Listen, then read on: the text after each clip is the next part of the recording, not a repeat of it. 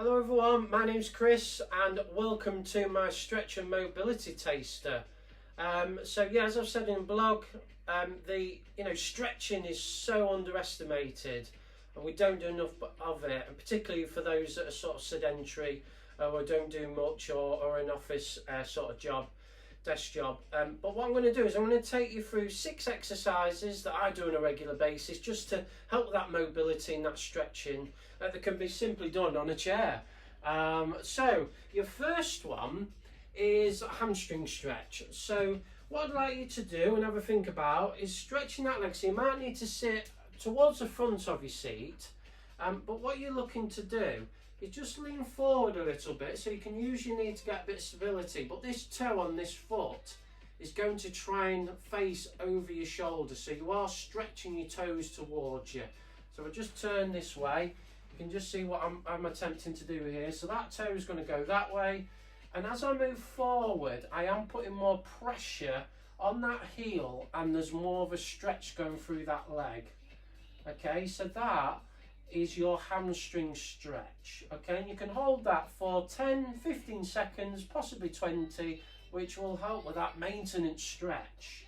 Okay, so your next, obviously onto your next leg, exactly the same. You might be able to see better from this angle. I'm on the edge of my seat, hands on this knee, coming over, and I can feel a nice stretch. Those toes are pointing behind me. Okay, so that's your hamstring stretch. You know, sometimes not stretching the hamstrings enough can actually cause some back pain. So some people think it's directly the back that's the issue, the muscles in the back, but sometimes it can be our hamstrings. So your next exercise is for the glutes. Okay, so we do a lot of sitting on these.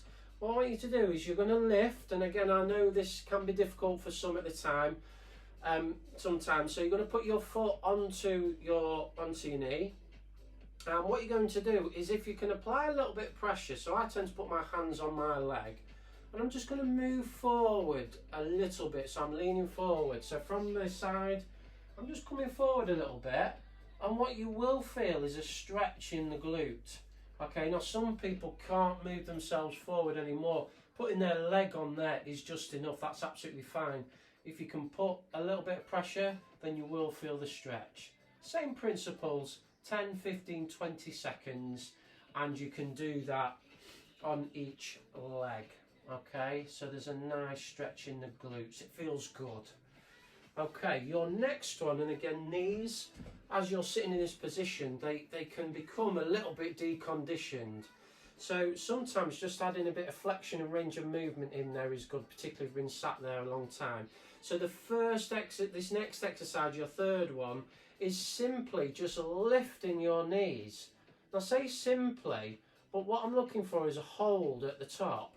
Okay, and you'll feel that your quad, your thighs engaging in that stretch. Okay, so you're looking to point your heel forward, toes up against the ceiling, and then it's just a flexion. Touch your toes on the floor and come back up. Okay, and hold the stretch.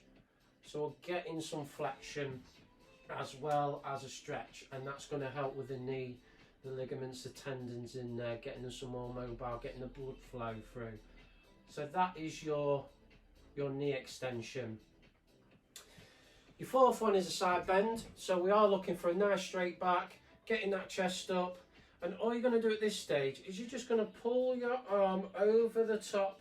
Okay, you're going to try and keep your core in alignment where you can, so we're not sort of leaning too far over that we're going to fall off the chair, but just enough so you'll feel a nice stretch from the top of your back, from where the back of where your obliques are, all the way up your arms, and you're going to hold for a few seconds, arm down onto the opposite. Okay, so you'll feel that stretch again, and you can alternate this, whether or not you want to do this for 30 seconds or a number of repetitions, so like 5 on one side, 5 on the other. Again, that is completely up to you and how you feel in terms of what you need to do to get the stretch. So that's your fourth one. Your fifth one, I've got 2 more guys. So this one is your upper body in terms of your chest. So again, all I'm doing here is I'm just putting my arms, and you'll see from this angle here, I'm just putting a bit of pressure on my hands and I'm trying to stretch the chest a little bit. You will feel a little bit of pressure in between the shoulders as well at the back, so your rear delts as we call them.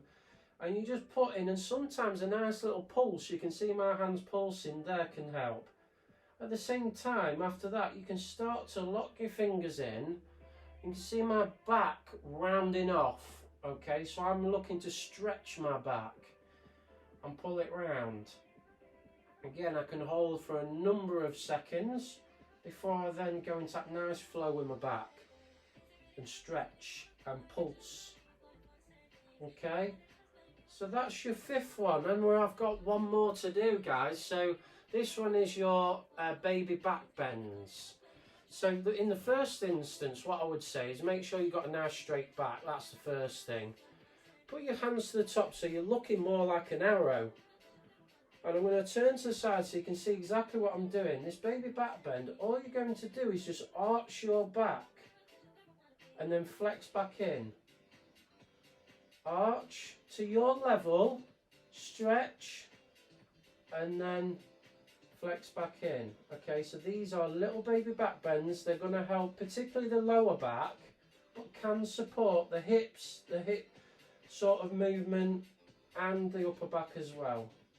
Okay, once you're done, have a shrug off, and that's your sort of stretch, relax and mobility. Hope you enjoyed that, guys. Over to you, and I'll catch you soon. Cheers.